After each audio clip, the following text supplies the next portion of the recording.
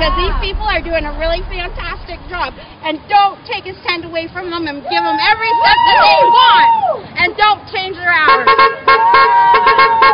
I'm Patrick Maloney, City Hall reporter with the London Free Press and lfpress.com, and we're here at City Hall in London, where 750 inside workers are striking.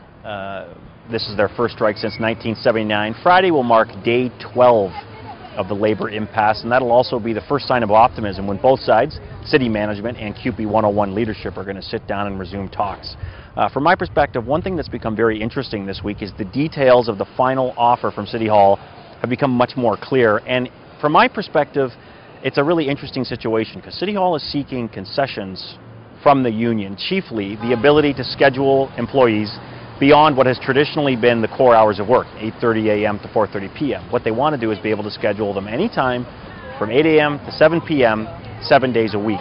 The union has said they will accept no concessions. That one in particular is a ridiculous, quote-unquote, request from the city.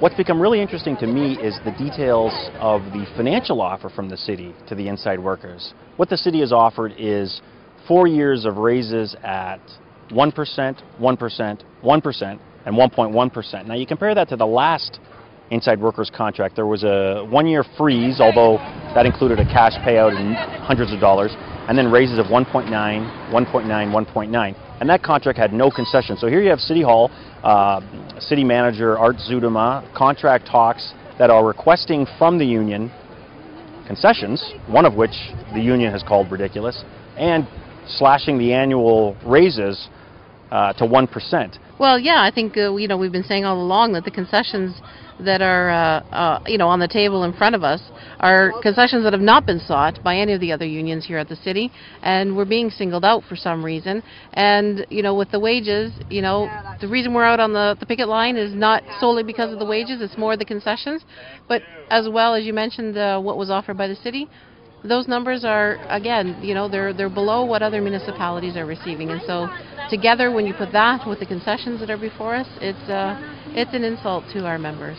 So, while Mayor Brat Brown talks about a give and a take, what you could argue is that what you're seeing is a take and a take. And I spoke with a labor relations expert from McMaster University, and that's particularly what she said. She thought that this was on the extreme side of things for public sector negotiations. Now, whether either side is willing to budge from their perspective. You got the union saying we're not taking any concessions, and you've got the city saying we're demanding concessions, is unclear, but talks do start again on Friday. And as the mayor has said, that's a positive sign because the only time that you can get to a resolution is at the bargaining table. On behalf of the London Free Press, I'm Patrick Maloney. Keep watching online at lfpress.com and in print for ongoing updates from the CUPE 101 strike at City Hall.